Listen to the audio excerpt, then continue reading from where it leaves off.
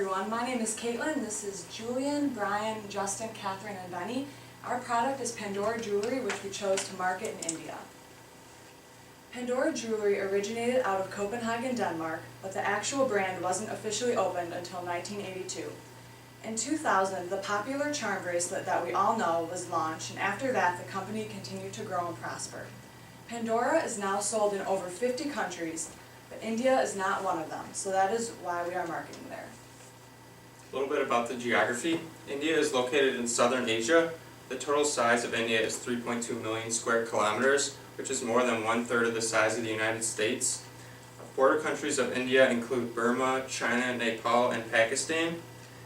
The climate varies from tropical monsoons in the south to temperate and dry in the north, and the terrain is flat plains in the south, deserts in the west, and mountainous hilly areas in the north. Education continues to be an important part of Indian culture.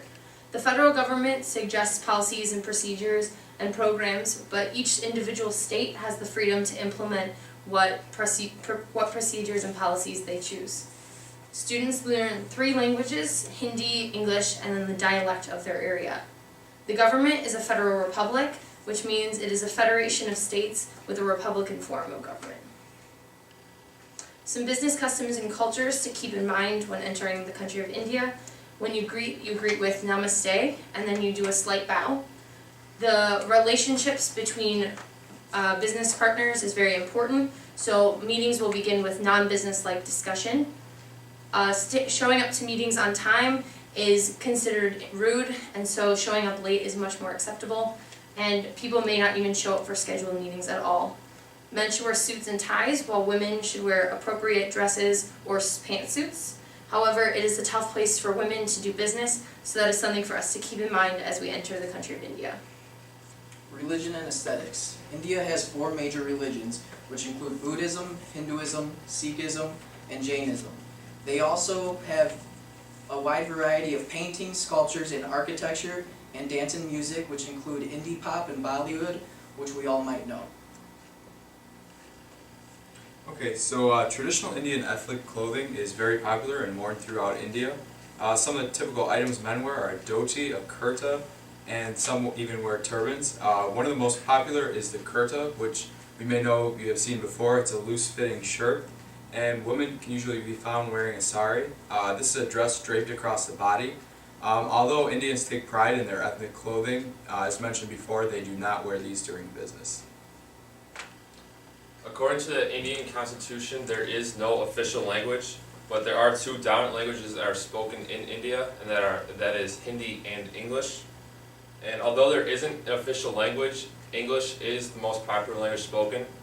And for example, the billboards in the major cities are in English. And in order to get certain jobs, it's important to be able to read and write in English rather than Hindi. And altogether, there's a total of 200 different dialects. Trade restrictions. Compared to other countries, India has higher tariffs. India also continues to have high restrictions and investment opportunities. This leads to some to think as India as a rapid globalizer, while others still see it as a highly protectionist economy.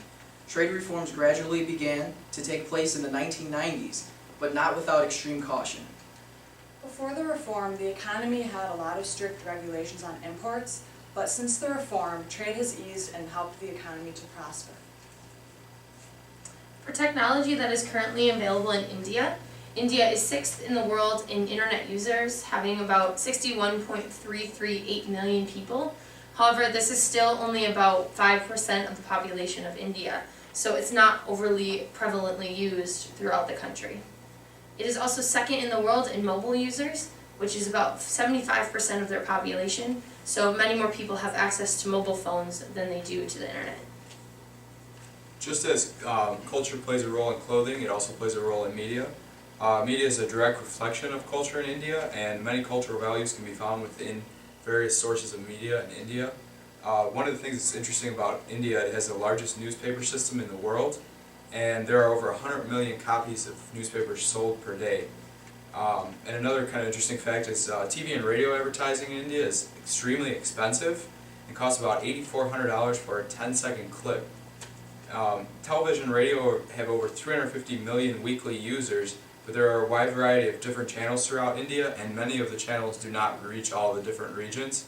Also with this, there are a little over 200 million Indians that do not possess either TVs or radios. Alright, when talking about the population, there's over 1.2 billion people in India, which makes it the second largest country in the world, and the growth rate there is 1.28%. The urban population of India is 31.3%, and the major urban areas in India are New Delhi, which is the capital, and Mumbai. And then some of the economic activity includes the GDP at $4.7 trillion, and the growth rate of the GDP is 6.5%. And then when talking about the product, our product of Pandora jewelry fits in really well in India. They already have a large market for jewelry.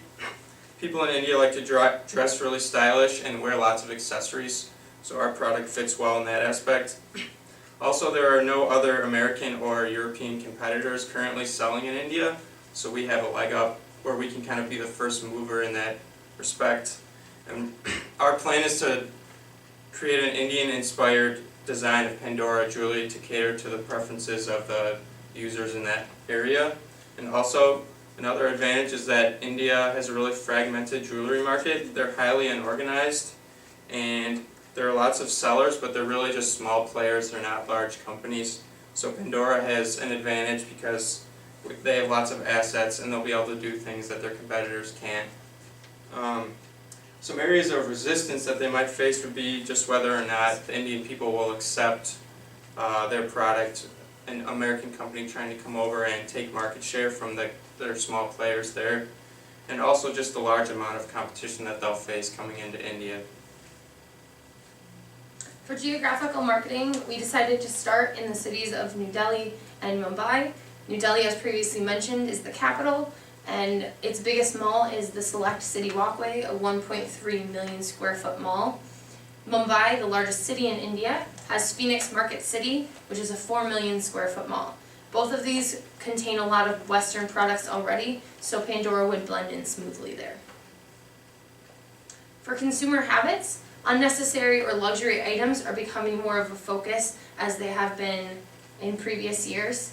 Western consumerism continues to be an emerging trend in India, and there's more of a focus on those luxury items because of that. India does offer a viable option for small and medium-sized businesses from the European countries, according to Indian consumer spending patterns.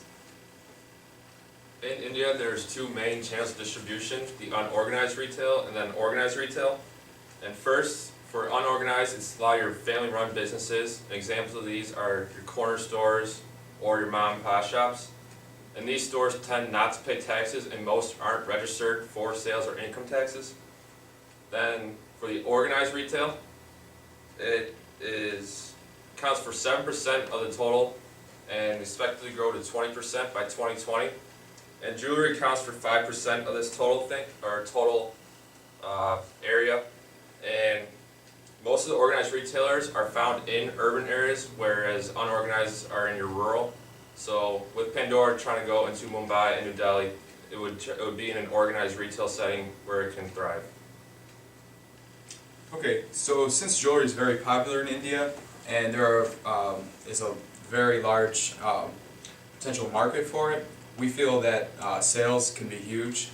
And in order to be successful in any country, especially one tied so close to culture as India is, much preparation and research must be done before creating marketing channels. And one way to find out what is effective is to study the competitors. And basically, we would like to look at some of the competitors' advertising channel and collect feedback from the locals on how this type of advertisement affects the consumers. We feel after researching the Indian jewelry market and kind of looking at some potential consumers, it would be best interest for Pandora to employ an advertising agency.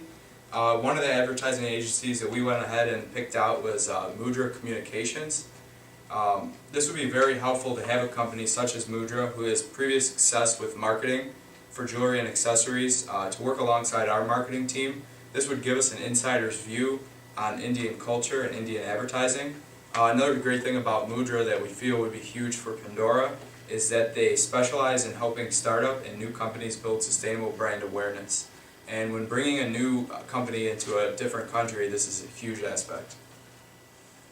So basically, when studying competitors' forms of advertising, such as Tanjali, and looking at cost and complexity of Indian media, we feel that starting with a print and social media advertising would be the most effective and cost-effective measure. This would familiarize a good portion of the population with Pandora, and like I said before, we would let Mudra kind of take hold of these campaigns and work alongside us to develop them.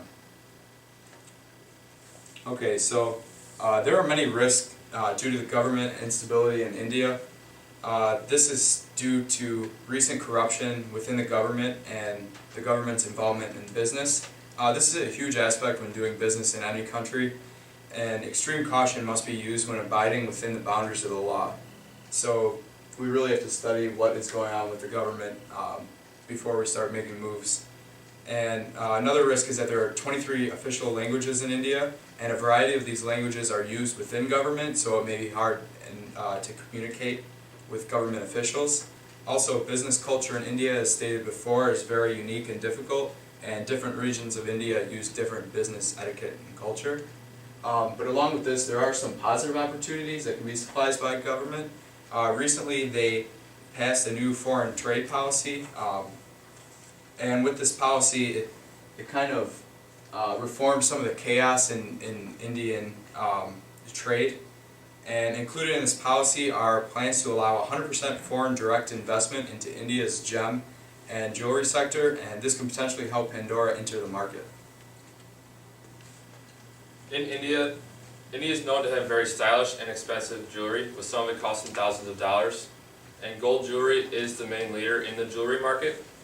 And that is why Pandora will be able to excel in the Indian market. They'll be able to use some of their gold jewelry products and make it and have it Indian style and sell it to their new customers in an urban environment.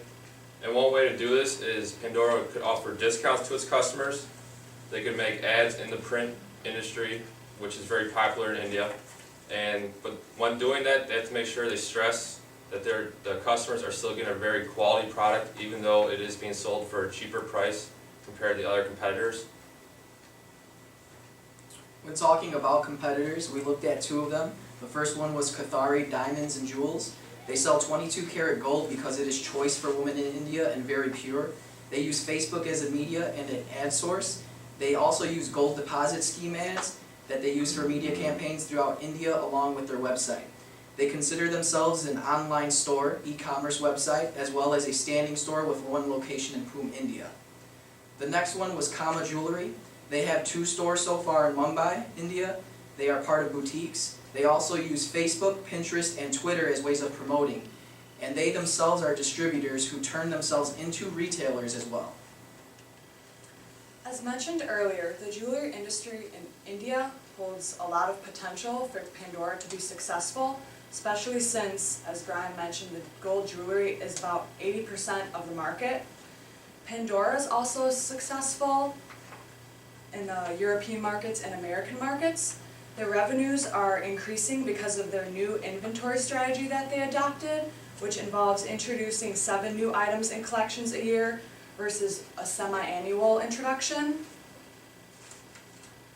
With all of this being said, and all the supporting research that we had done, we feel that Pandora will be successful and be able to make a profit when marketing in India, especially if the marketing strategies we talked about are implemented correctly, such as using the print advertisements and utilizing Facebook and Mudra Communications Agency.